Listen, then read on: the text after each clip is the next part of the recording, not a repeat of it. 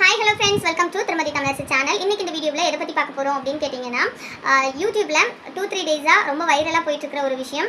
ஒரு பொண்ணு கணவன் இல்லாமல் எப்போதுமே எங்கேயுமே நிம்மதியாக வாழவே முடியாது அப்படிங்கிறது மறுபடியும் ப்ரூவ் ஆகிருக்கு அப்படிங்கிற மாதிரியான ஒரு விஷயம் தான். ஸோ நான் எதை பற்றி பேச போகிறேன் அப்படிங்கிறது உங்கள் எல்லாருக்குமே நல்லா தெரிஞ்சிருக்கும். ஆமாங்க, உதயா சுமதிக்காக தான் நம்ம இப்போ பேச போகிறோம். குற்றம் சாட்டின நபர் யார், அவங்களோட பின்புலம் என்ன அப்படிங்கிறதெல்லாம் நமக்கு தேவையில்லை. குற்றம் சாட்டப்பட்ட நபர்கள் யார் யாரெல்லாம் அப்படிங்கிறதும் நமக்கு தேவையில்லை.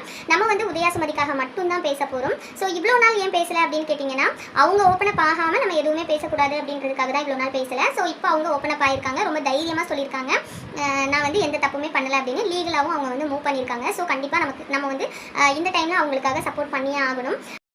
குற்றம் சாட்டினவங்க கூட பரவாயில்லைங்க, ஆனால் இந்த குற்றம் உண்மையா பொய்யா அப்படின்னே தெரியாமல் அதை பரப்புன நியூஸ் சேனல்ஸாக இருக்கட்டும், ஒரு சில யூடியூப் சேனல்ஸாக இருக்கட்டும், இன்னும் ஒருபடி மேலே போய் என்ன நடக்குதுன்னே தெரியாமல் வெறும் வயிற்றறிச்சலில் மட்டுமே கமெண்ட் பாக்ஸில் கதறிட்டு இருக்கிற ஒரு சிலர் இருக்கிறீங்க பாருங்கள். உங்கள் வீட்டில் ஒரு பொண்ணு மேலே இப்படி வீண் பழியை சுமத்திட்டா மீடியாவில் இருக்காங்க, கணவன் இல்லாமல் இருக்காங்க அப்படின்ற ஒரே காரணத்துக்காக அந்த பொண்ணு மேலே வீண் பழி சுமத்திட்டா நீங்கள் ஏற்றுப்பீங்களா?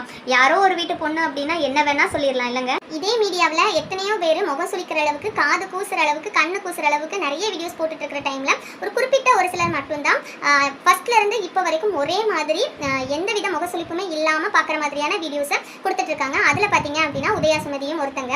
எப்போதுமே இங்கே இந்த மீடியாவில் ஒரு ஆண் சம்பாதிச்சு அடிமட்டத்திலிருந்து யூடியூப்ல சம்பாதிச்சு வீடு வாங்கி, கார் வாங்கி, பைக் வாங்கி அவங்க எவ்வளோ உயர போனாலும் அவங்கள இந்த சமூகம் கொண்டாடுது, வாழ்த்துக்கள் சொல்லுது. ஆனால் அதே இது ஒரு பொண்ணு இந்த மீடியாவில் சம்பாதிச்சு காரு, பங்களா, வீடு, வாசல், நகை நட்டுன்னு வாங்கினா அதே சமூகம் அந்த பொண்ணை பார்த்து கேள்வி கேட்குது.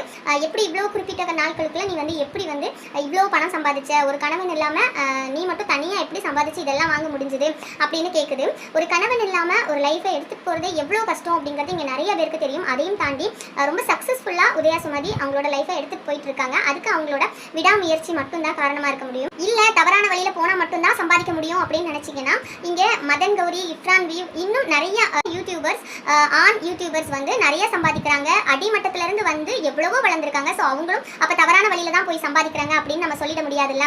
ஆண் யூடியூபர்ஸ் நிறைய பேர் இங்கே சம்பாதிச்சு வந்திருக்கிறது அவங்க நியாயமான வழியில தான் இந்த மீடியாவில் சம்பாதிச்சு அவங்க மேலே வந்திருக்காங்க அப்படின்றது உண்மை. அப்படின்னா உதயா சுமதியும் மேலே வந்திருக்கிறது அவங்களோட விடாமுயற்சினாலையும் அவங்களோட உழைப்பினாலையும் மட்டும்தான் இருக்க முடியும். ஸோ போகிற போக்கில் ஒரு கணவன் இல்லாத பெண்ணையோ இல்லை இந்த யூடியூப்ல இருக்காங்க, மீடியாவில் இருக்காங்க அப்படின்றதுக்காகவோ ஒரு பொண்ணை அவ்வளோ ஈஸியாக பழி போட்டுட்டு யாரும் நகர்ந்து போயிட முடியாது. ஸோ கண்டிப்பாக வீண் புலியை சுமத்தினவங்களுக்கு நியாயமான தண்டனை, தக்க தண்டனை கிடைக்கும் அப்படின்னு நம்புவோம். எல்லாருமே உதயா சுமதிக்காக சப்போர்ட் பண்ணுங்க. நீங்க இந்த விஷயத்தை பத்தி என்ன நினைக்கிறீங்க அப்படிங்கறத மறக்காம கமெண்ட் பண்ணுங்க. நெக்ஸ்ட் ஒரு வீடியோல பார்க்குறேன். பை.